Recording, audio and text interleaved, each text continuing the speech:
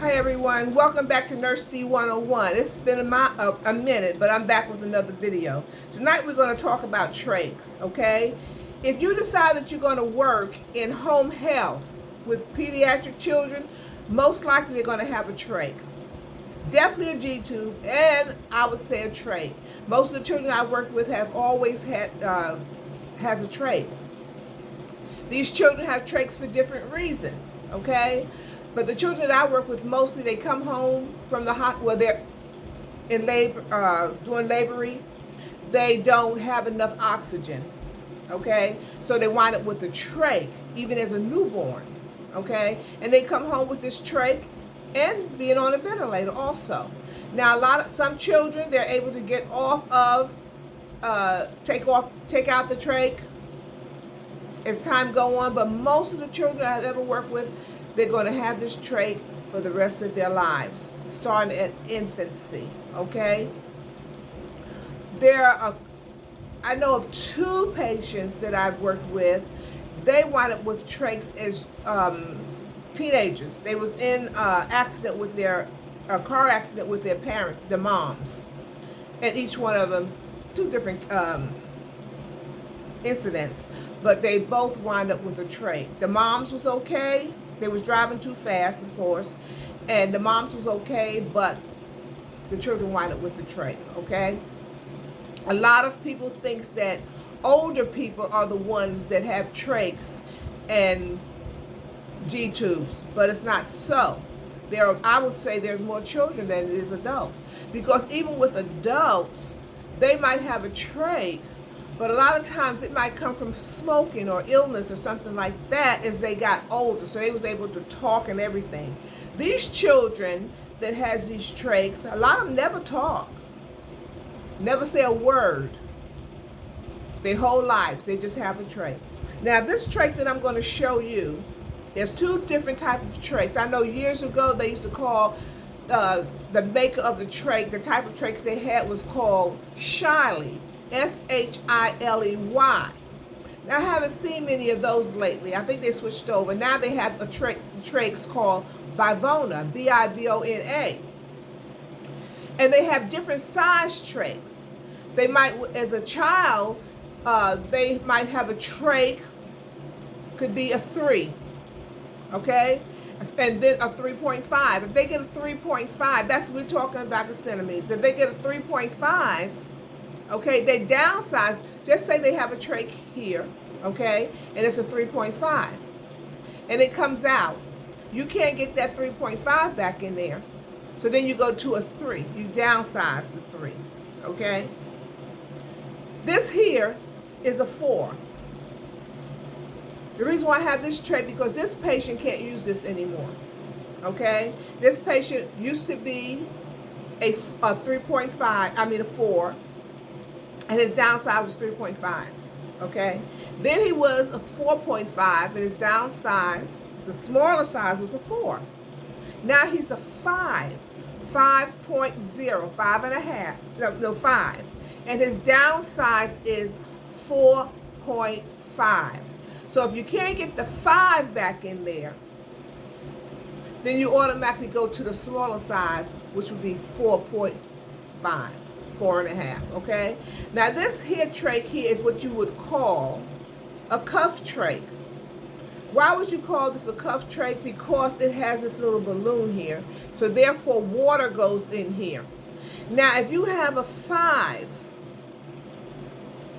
trach, then you have to put water in here, which would be 4.5, okay? I'm going to say that again. If your trach is a 5, you have to put 4.5 mLs of water in this trach. If your trach is a 4.5 with a cuff trach, if it's a 4.5, then you're going to put 4 mLs of water in here, okay? If your trach is a 4 with a cuff, if your trach is a 4, your child is supposed to have a 4 at all times, but you can't get that 4 in, you go to the downsize, okay? But just say your patient is a 4, and he has a cuff, then what would you put in there? You would put 3.5 mLs. Okay? So if he has a 5, you're going to put 4.5 mLs. 4.5 mLs. If his trach is a 4.5, you're going to put 4 mLs. Okay? So that's how you have to do it. And the reason why they call it a cuff trach, now these cuff trachs here are not that, they can come out. Sure, they can come out. But they also have trachs, which is an uncuff. Now those trachs, you got to really be careful with a trach that's uncuffed. Okay? This water here and this here kind of keeps it kind of in place. Okay? You have to watch the water in here. Usually once a week you want to check the water in here with the parent. Normally when they check the water, just say water is already in this here. Just say this is a 4, and you put, there's 3 point water. It blows up. Okay, it's going to blow up. Before you change this trach, you have to have an empty syringe to go in and pull out that water. And see, that's going to flatten it some. You done pulled out the water, but you got another one with the water to go straight on in there. You understand what I'm saying? See, now it's a bubble in there now. Okay? So therefore, you have to have an empty syringe to pull the water. And then this is 4. And I got my 3.5 water right here to put straight back in there. You have to do that. You have to have an empty syringe and then your water with the correct amount of water, or your syringe with the correct amount of water to go right back in there for these cuff trachs. Okay? An uncuffed trach, it has no water. You won't find a balloon on it. Okay? You're not going to find a balloon. You're just going to find the trach. Okay? You have to be very careful with those because those kids sometimes play with their trach. They're twisted here and twisted there and twisted, and they be playing with it. They don't know this is their lifeline. Now, there was a patient. She was 4 years old. Used to play with hers all the time. All the time. Okay? And I was on that case. She had some really good nurses. Okay, and I remember some other nurses be on that case, but her grandmother was just, I don't know, she was crazy, and her mother was there, but her mother just didn't. I think she distanced herself from that child. Okay, so they wind up going to another nursing agency. Now we knew, the old nurses knew that that child had to be with you at all times because she always played with it. She'd take it and she would just hold it and pull it to the side and just do a lot of things with it because she didn't know, you know. And what the other agency sent a young nurse in there to work with her at night. And used our days, and the other nurses I know that work nights, they would bring the child out because the child stayed in the room with the mother at night, okay? But night nurses would always go in there, get the baby, bring her outside where they were, so they can keep an eye on her. But this young nurse that went in there, she had no idea. So she didn't bring the baby out of the room where the mother was actually sleeping. Now this child has a trach, she's on a ventilator, and she's everything, okay? Child woke up in the middle of the night and she played and she played and played. And the woman, the nurse figured, well, I just go in there every 2 hours and check on her, okay? When she went in there, finally went in there, the child was dead. She had been dead for like 2 hours when she done pulled the trach out. The thing that we couldn't understand is why the ventilator didn't go off, why the pulse ox didn't go off. None of the machines went off. None of the machines went off. The child, they said, had actually been dead for 2 hours and was just blowed up. You know, just puffed all up, okay? What I'm telling you is this. This is a child's lifeline. When you have a baby that has a trach, you need to keep your eye on that baby. If she is or he is in a room with a parent and they say, well, you can sit in the living room at night, you say to them, I'd rather sit in here with the baby or bring the baby out here with me. Okay? Anyway, like I said, this is a cuff trach. Now, this here is the ties. This is a tie. Imagine, now this here, I'm going to pull this out. This is what you call an arbitrator. This is an arbitrator. What it does, it sticks into this trach, just like that. Okay? It helps you guide this into the throat. But once you get it in the throat, you pull this out right away. So you just have the hole. Otherwise, if you got this still in there, the baby can't breathe. Okay? So, you have an arbitrator. You're getting ready to change the trach. It's a little hot in here. You're getting ready to change the trach. You put it in, pull the arbitrator out. And you already got to pull the water, putting the water in. Well, since this is a new one, this is new, okay? This is already new. You're going to have your water in this one, okay? You're going to take, and just say, for instance, she already got one in there. You're getting ready to put a new one in there. Just changing maybe once a week, okay? The one that's in there, you got two people working together, okay? Working together. So you might say, okay, what we're going to do, I got the new trach with the arbitrator in. Now, the one that's in the throat doesn't have an arbitrator in, okay? So you'll say to your partner, okay, you untie the trach, the ties is on her or him, on the baby, okay? You pull out your water. So she's going to take her empty syringe, and she's going to pull out the water. Remember, this is a cuff. This is around there, even in the one that's on his neck. She's going to pull out the water on 3. When she pull hers out, pull that trach out, yours go in, and this arbitrator comes out. Okay? You have to work together. All right? And then you tie it. And normally when you're doing this here, putting this here trach in, you're going to put some lubricant, like a gel, okay, that can guide it in quick too, okay? So she done pulled hers out. I'm pulling mine in. I'm pulling this out. My water's already in here. No, before, I'm sorry. Let me go back. My water can't go in there right away because it has to go in first, okay? So, I got my water ready, okay? So we're going to do this again. I got the lubricant on there, okay? She done pulled hers out. I'm putting mine in. I'm taking the arbitrator out, and I'm pushing my water in just like that. Okay, so it won't come out. And then I tie the strings to it. Okay?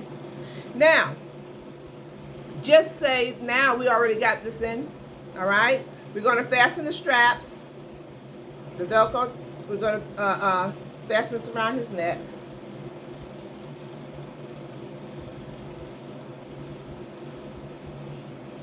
Okay, now that's what you're going to see.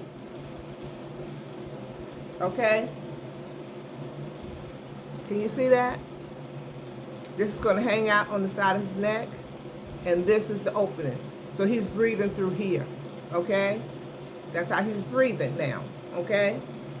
Now, normally you're going to have something attached to this.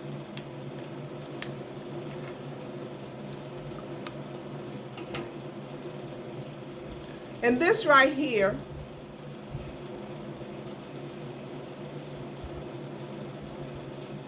is attached to this here. You say, well, Misty, what is that? This is what you call a catheter so he can be suctioned, okay?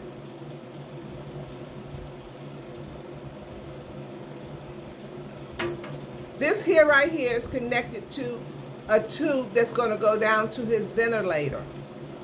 Okay? This is going to be connected to his ventilator. But when you get ready to suction him,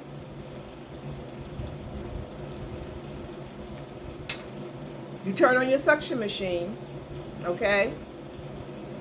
He needs to be suctioned. This here is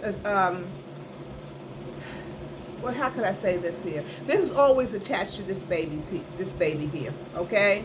Just in case you have to suction it really quick, you ain't got to worry about running and getting any gloves or anything, because it's just going to go straight into him just like this. You're going to push it up, you're going to hold this down, and then you're going to pull back, okay? I think I have Hold on for 1 minute. Yeah, here we go. Okay, so you're getting ready to suction this baby, all right?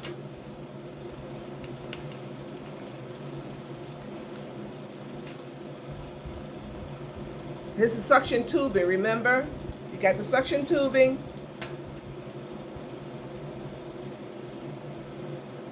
And you're getting ready to suction the baby.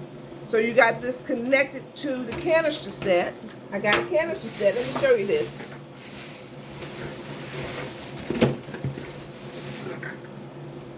You have a canister set.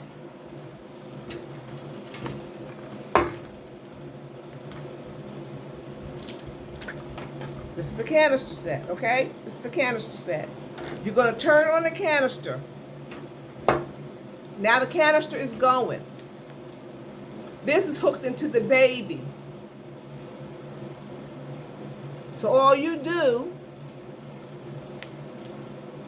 is push this in. So it's going to go straight into that hole. What you're doing is you're just threading it. You see how I'm threading that? See how I'm doing that? And then you pull, and then his secretions come out. Okay? We're going to do it again. And normally what I do, I normally hold it like this here. It's in his throat. I just lift it up just a little bit, just kind of to anchor it. So I won't be putting too much on his, too much pressure on his throat. I just anchor it a little bit with my hand, just like this here, just to hold it just a little bit. The machine is going, and then I just thread it. And after I thread it, then I pull. Then I might have to do it again, still holding it lightly, and then I thread it. And it goes straight in, and then I pull. And right here, this little clear thing here, you can see all the secretions coming down through there. Okay, you can see the secretions, all right? Now, while I have this in my hand, I'm going to show you something else, too. You see this little piece right here? This little piece. This little piece here, you can actually hook your oxygen in there. So you have a concentrator, okay, oxygen concentrator. You can take the tubing and you can hook it on here. Or if your child is going to school or out somewhere and you got your oxygen tank, okay, you can take the end of that oxygen, the tubing, and just hook it onto here, and they can get the oxygen through here. You just turn on the oxygen, the tank, and put the other part of the tubing right here, and they can get their oxygen. Let me see if you can see that. See? Now, when there's nothing hooked there, you want to keep that closed. Another thing, too, when you suctioning your client, your patient, okay, you're the suction patient, you done threaded it in, okay, and you suction your patient. You might see some, as you pull it down, you might see some secretions right here in that little bulb. And it's thick and you just can't get it out the way you want to. Then you take this normal saline, okay, and what you do, same place where you're going to put the oxygen is, you just put that normal saline in. Just screw that in there. See how I got that in there? But make sure you hold this down at all times. Hold it, don't let it go. Press the normal saline, just squeeze normal saline, and it'll go all the way in. Okay, but I'm not turning this loose. I'm pressing it in and I'm keeping it in as I press this normal saline in. Because if I would let it go like this and press it in, then all that normal saline would go down his throat. So when you're rinsing this little part out with the normal saline, keep it tight as you pressing that in. Just keep it tight. Okay? Once you finish, then you close it. Like I said, this part right here is hooked to tubing. I don't think I have any of that left. Let me see. I'm sorry, y'all. I'm trying to make this thing. Hold on for 1 minute.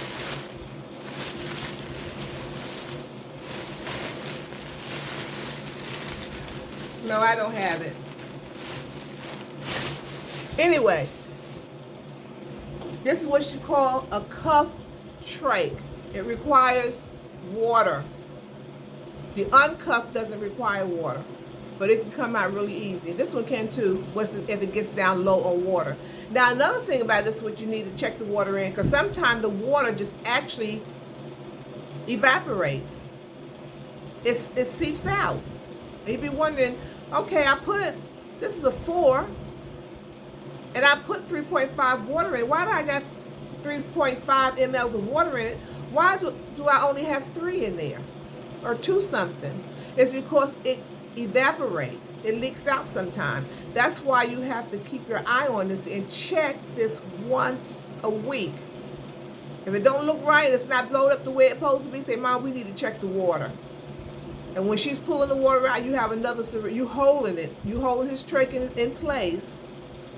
And she pulling the water out with one empty syringe, and that other syringe has the water to go straight into it, okay? Always keep an eye on this too, because they like to play with this little part. See? There's a little hole right here. And you can hear it when it's open. When they're playing with it, you can hear that noise. You can just hear it. And when you have somebody that has a trach and you hear different sounds, just start looking. First start looking up here and work your way down. Is the bulb or is that? Just look. Is this open? Check to see if this is open. Check to see if this is open. Just start checking. Just look at everything. This might have came off the tubing that's hanging down there. Check this out, okay? You want to be able to just check everything, because it's very important that you do. Okay? Okay, so I'm going to go over it again, and then after that, oh, another thing I want to tell you too. Sometimes you can put this trach. Now this is the baby. The trach is on. Okay? It's facing this way. Okay? And you got this on. Sometimes you can clamp this part onto that trach. Let me see if I can show you. See? Sometimes you can clamp it on so tight that you can't pull it off. And you can't twist his neck and all that stuff. So you have this. Always make sure you have this. I call it a tooth. That's what I call it. It looks like a tooth, don't it? So if you get this part up, this is in the baby's thing, neck. He has his trach on. You put this on, but you put it on too tight. Now you can't get it off. You're trying to twist it off a little bit, okay? And you can't, because maybe you have to give him what is it called? Not nebulizer treatment. You have to give him, what is it called? An Atrovent treatment. So that Atrovent is hooked directly to this, okay? And then you have to squeeze it. But you can't get this off for some reason. This is when you take the tooth, that's what I call it, and you put it between the trach and that piece, and it snaps it right off. You see right there? So, just say for instance, this is in that baby. This is so tight, I just can't get it off. I'm trying my best to get it off because I need to get this off because I have to do something up here. And you can't. You get that tooth, you put it between the trach and that piece, and it snaps it right off, and then you got that hole right there, okay? Then, of course, you know the next time you put it on, try not to put it on that tight, okay? Now, this is one suction catheter that I just showed you, and I'm going to show you another one.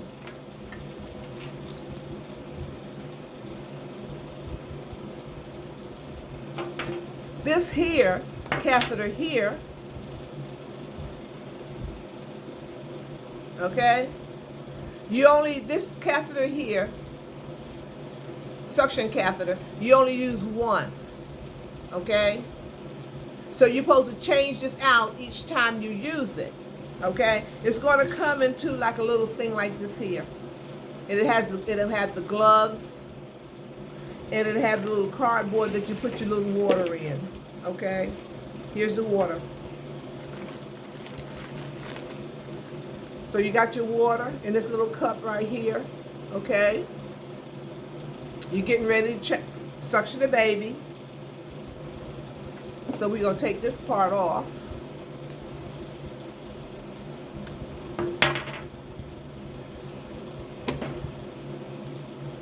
And when you suction him, you're going to go straight into this. Okay, you're going to go straight into that hole. And you're going to hold this down and you're going to suction him. You're going to go as far as it tells you to go. Sometimes they want you to go 8 or to 10 centimeters. You always have to look at the MAR or look at your orders to see how far you can go down in his trach. Okay? Normally it's kind of the width of the trach. Okay? You suction him and then you pull it back. And this is only a one-time deal and you throw this away. This piece right here. Okay? I work with children that has both, but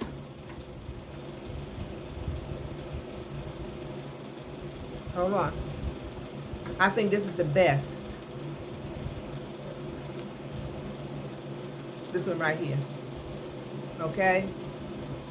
Because you can use this a few days if you want. You know? That other one that I just showed you, you have to change that out every time you suction that baby. So if you take one out and you suction maybe 2 times in a row, 3, you throw that away. And the next time you get ready to suction him, you have to have a brand new one. And glove up and do it again. This here has stayed in children. I have changed this out maybe twice a week. You know? It all depends. So I wanted to tell you about that. Sometime it comes, okay, you see that little thing, that little, this open, this little hole right there? Always, you'll know with it because it'll start whistling, making noise. So just put that back in there. Okay? Like I said, some kids like to take it and pull on it. It also come in white. These are ones that they are used, but I just wanted to show you. Okay? Now the ones that usually have to have this trach that you're using, if I'm not mistaken, the ones that you're going to use the catheter once, a lot of these children here that's using these here, they're not on the trach 24/7. They actually might be off. I mean, not the trach. I'm sorry. They have the trach all the time, but they might not be on the ventilator 24/7. These children sometimes just off of the ventilator during the day, but at night they go back on the ventilator. You understand what I'm saying? So therefore, sometimes you'll see a child with a trach, but he won't have the cuff, okay? It'll be uncuffed, and he'll just have, and sometimes he'll have a cuff too. Sometimes he'll have both. Some kids have worked their way up that they only need the ventilator at night. And during the day, in this case, when you use this here, this is open like this, there's another little piece. It's called an HME, but I don't have it. It's an HME. And I might come back later on when I get HME and show you what they have during the day on there, okay? I might look one more time in this bag and see if I got it. But I wanted to talk to you about children that have trachs, okay?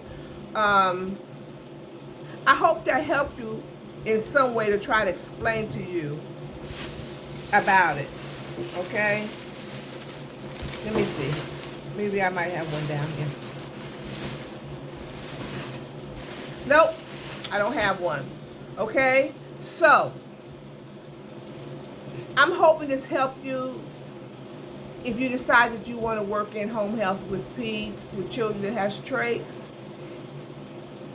If you have any questions, just leave me a line or two and I'll get back to you, okay? And I'll try to explain a little bit more better to you.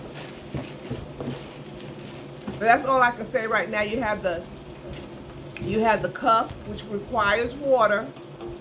And like I said, if it's a 5, you need 4.5 of the water.